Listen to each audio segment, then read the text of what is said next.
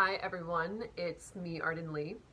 This is the first time that I am dropping in to make a video for this channel since I have been in the quarantine due to the coronavirus pandemic. Yeah, it's been just about 8 weeks now. And you would think that would be kind of weird, right? Because I'm home. What else am I doing, right? Why wouldn't this be the opportune time to make videos? So I want to talk a little bit about that, let everyone know that I'm still here, I'm still alive, but I've been silent for a reason. Mostly that has been a feeling in my body, but I decided to check in today and just drop into that a little bit. And yeah, the reason that I haven't that I've been pretty quiet is I didn't want to add more noise to the conversation before we have sufficient information about what's going on. I'm seeing a lot of people do that. I'm seeing a lot of people, especially in coaching spaces, and there's almost this like opportunistic, I mean, maybe that's unconscious, maybe it's not maybe it's not purposeful, but I think in any situation where there's something where the collective is undergoing something together, I think there's a lot of people in the coaching, personal development, self-improvement spaces who feel this need to be like, oh, I need to come on and say something about this. And sometimes that's good. Sometimes that's from the heart space. And sometimes what they say ends up being really helpful to people. But what I've been sensing in this particular case is there's so much noise. Everyone and their brother has an opinion. We don't have sufficient data. We don't have a sufficient plan ahead of us. Certainly our government isn't doing its job in the way that it ought to be. And we're seeing that highlighted now. Not only is it not doing its job now, but we're seeing all the ways that it has led up to this, the slow destruction, sometimes perhaps rapid destruction, that has led to this point where we're seeing its blatant incompetence and unpreparedness laid bare for everyone to see. All the systemic injustice and inequality that so many people have been talking about is now coming to the surface, right? And if you're connected with me on any of my personal profiles, such as my Facebook, my Instagram, you've seen I'm still posting there. I've written several Facebook posts, but even most of those have basically been about have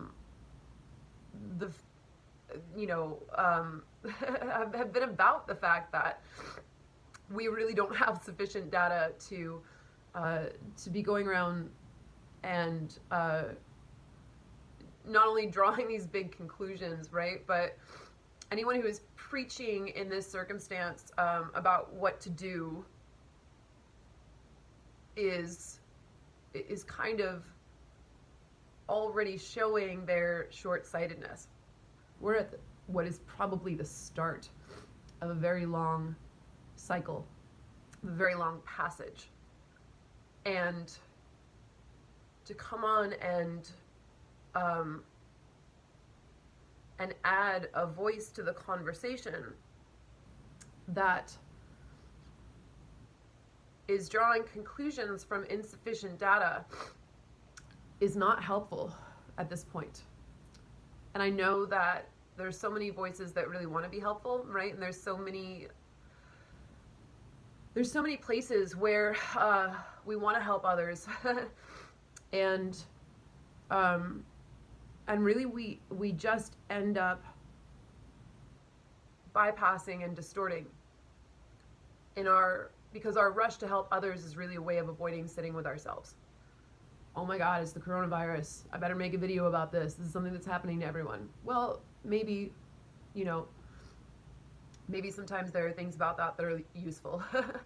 But overwhelmingly what I'm seeing in the collective is a lot of noise and a lot of people wanting to have opinions on something that we really don't have a full picture around. And I haven't wanted to add to that. It's really not my style. And everything in my body has really been calling for a surrender to the quiet. I've certainly made I've certainly made a bunch of Facebook posts in this time, but even everything that I've posted on Facebook has been about surrendering to the quiet and surrendering to the lack of understanding, surrendering to the unknown, you know? If there's anything that I've been pushing back against, it's been this tendency for everyone to want to grab onto this one piece of data they found on some YouTube video somewhere. I mean, this is a video that's going on to YouTube, so you know, I'm not trying to I do have room to talk, right? But using that as a way of trying to press an agenda based typically in fear, right? And the funny thing is that there's so many people who are engaged in this this real shadow side where they're like, you know, I'm not going to live in fear. I'm not, you know, I'm not going to give in to blah, blah, blah. And you all who are staying inside and wearing masks and taking all, you're just living in fear. Well, no, bro, it's actually you who's living in fear. If you're pushing an agenda and you need other people to somehow believe you in order for you to feel safe, right? If you are allowing circumstances that you clearly don't fully understand, because nobody clearly fully understands them, the people who are approaching this with the smartest possible perspective are the ones who are admitting how much uncertainty there is in the equation. So if you are approaching something like this and you're needing to cling to this one narrative and convince everyone else around you that 5G is gonna, you know, oh, they're just doing this so they can put 5G in all the schools and they're taking away all our civil liberties. I've had a lot to say about that, you know. I've had a lot to say about people's reactions around that and about the fact that the extension of unconstitutional governance over our civil liberties is no surprise to anyone who's a person of color or to anyone who's, you know, a woman trying to fight for her reproductive rights. You know, a person of color trying to sell water bottles in the park, right? Like, dude, we've been there. We've been fighting this fight. And now all of a sudden you're mad because you're being asked to put a mask on over your face and you can't go to the beach because we're in literally a public health crisis, right? You're asked to be considerate and compassionate of one another. I'm not going to live in fear. No, you're already living in fear, bro. If you weren't, you'd be living in flow. You'd be living in surrender. It wouldn't be such a big deal for you to just have to stay at home for a little while, right? There's a lot more that I could say about that, but I've said a lot of that in my writing anyway, so I don't want to repeat it here. The point is that, man, it's like, it's deafening. I'm just here being like, oh my God, everybody stop. And so I guess ultimately what I'm trying to say is that this has been for me a time of embracing that uncertainty, a time of where me being the leader is leading by example and saying, no, I'm not gonna come out with my coronavirus hot take a week or two into a quarantine that could well last through the end of the year into next year. I don't necessarily believe that it will at this point, but it very well could. I'm not going to come on and say that I have the magic way for everyone to deal with everything. You know, I'm not going to come on and say that I have a full grasp of the situation or, you know, whatever, because I don't. I think I have a pretty decent grasp of what to do that's in front of me, right? Because one thing I've learned about myself that I'm quite proud of during this time is I've learned that for all that I can see, I think I have pretty good discernment on my sources of information. I tend to listen to data scientists and epidemiologists who will present the data as transparently as possible and who will show their findings and their conclusions that they draw without attachment. One thing that I really appreciate about the science community is that with all the checks and balances and the peer reviews that go on, there really does seem to be a value in the community of accuracy above whether your own personal hypothesis is correct or not, right? They really do seem to want to draw the most accurate conclusions possible from the data.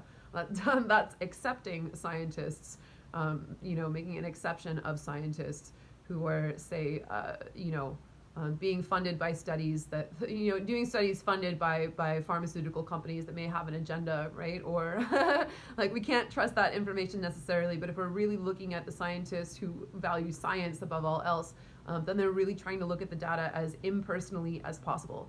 And similarly, there's also a lot of anecdotal evidence around there that gets presented by either doctors or people who have had the virus, and again, there's no agenda with it. There's no charge to it. They're very much like, hey, here's what I've experienced. This is what I've seen. This is what I think about this situation. But draw your own conclusions. Whenever there's a hint of someone wanting me to believe something, some agenda where they're like, wake up, sheeple, I'm very turned off by that. Naturally, right? Because that to me, when someone has an agenda, that to me shows that they care more that I or whoever is watching their video or reading their article, they care more that that I believe them than that they're presenting the truth as in as unbiased a manner or way as possible. And so I've been pretty happy with my discernment around that, and I've also certainly taken as many precautions as possible, right? Because this is about compassion. This is about the good of the collective. I go out, I wear a mask because there's a chance it could help, right? People are like, oh, a mask won't help or whatever. I'm like, well, you don't know that, right? And also it just makes sense, even if it's not 100%, right? Just having something over the place where you breathe, like whether it's you catching something or you giving something to someone else, like there's got to be a difference there of some sort, right? When you have that barrier. So many people, I'm not going to wear a mask, it doesn't work anyway, and you just want to take away oh, shut the hell up, oh my God, right? So I'm taking every precaution as possible, and practicing responsible social distancing, and staying my ass at home, other than grocery shopping or the things that I need to do, which I guess grocery shopping is basically it.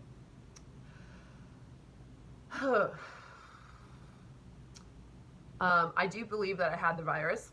I did not have a test for it. I didn't need one. I haven't yet had an antibody test, and I almost don't see what the point would be, because we also don't have sufficient data to know if the antibodies are really, what they signify.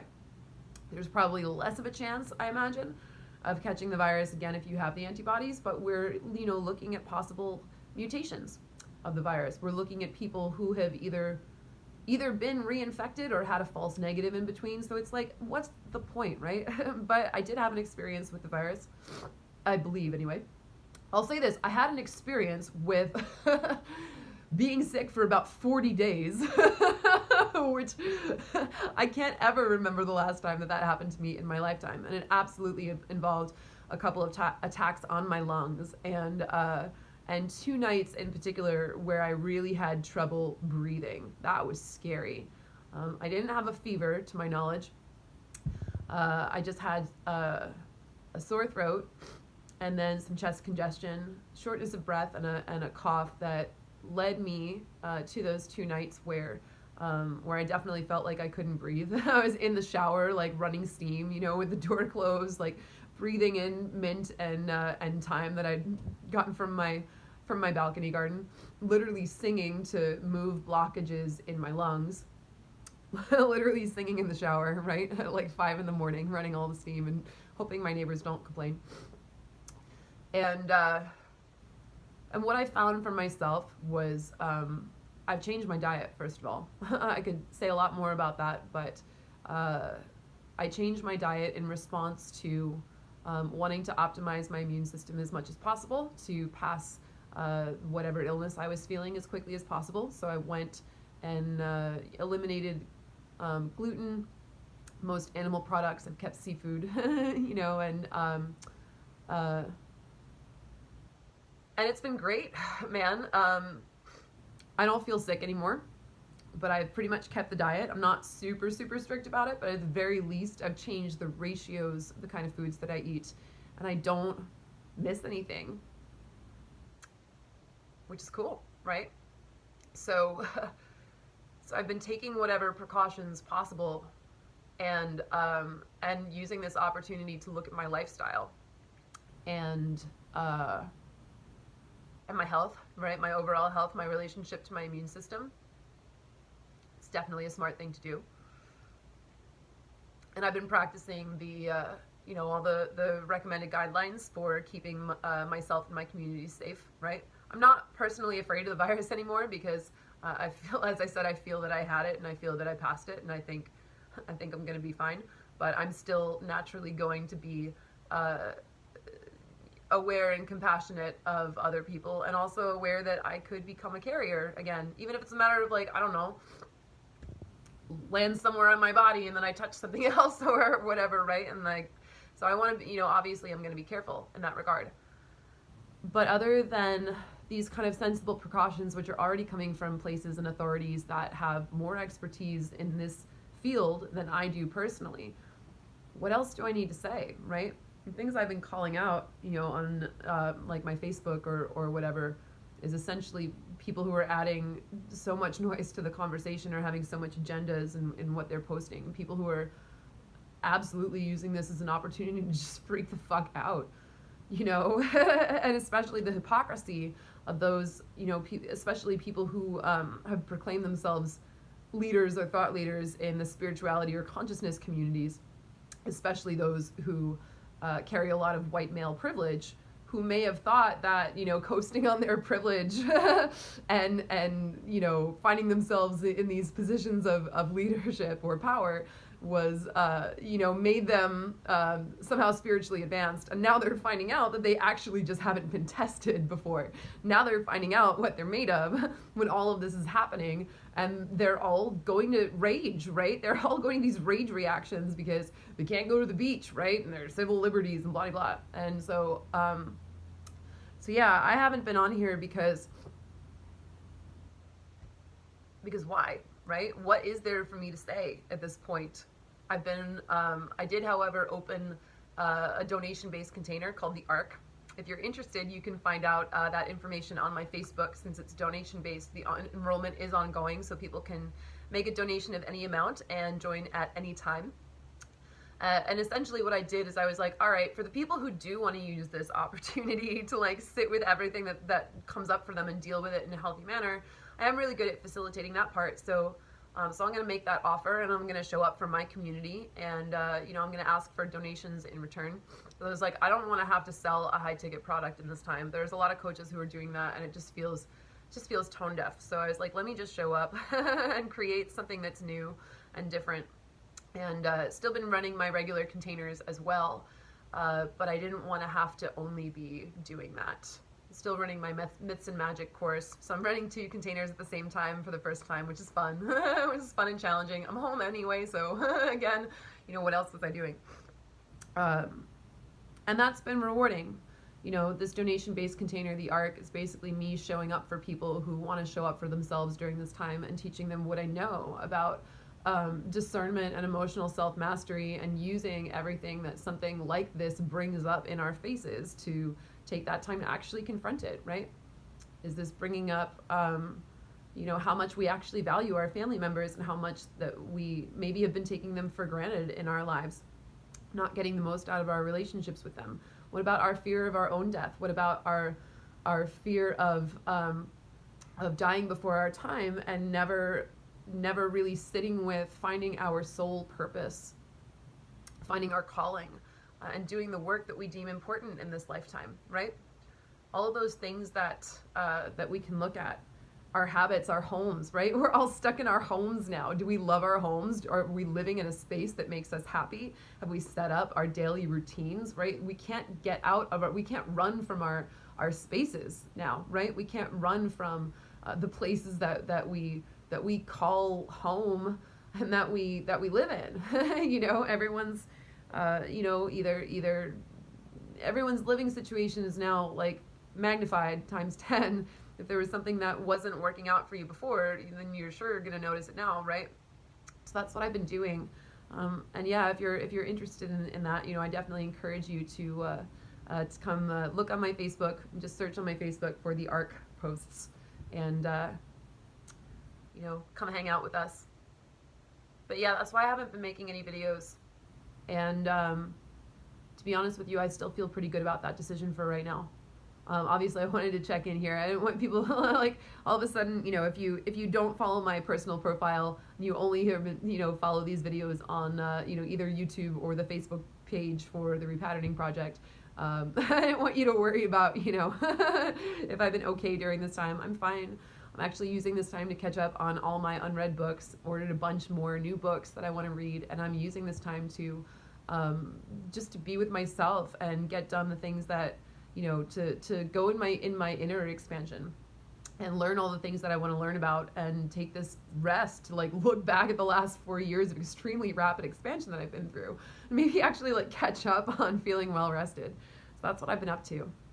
And yeah, I hope you guys are good. I'll drop back in with these videos when it feels appropriate again, but like I said, it really didn't feel in alignment for me to come on and talk about the current situation when whatever information I could have been drawing from would have been, you know, outdated within a couple weeks anyway. And it also didn't feel right to me to come on and just act like nothing else is happening and just continue making videos on the subject. So yeah, so I've been quiet for a while, and I might be quiet for a while still, but you can find me you can find me in other places, and you know, reach out and connect if you want to join any of my containers naturally. I'd love to see you there.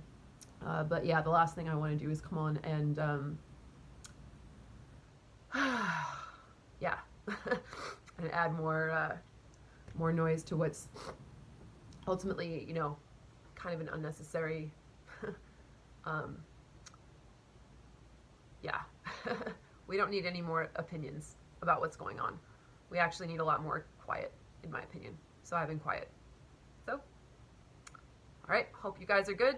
Stay well, stay healthy, stay responsible, stay home. And I'll see you when I really feel in my heart that it's time for me to make another video and say something.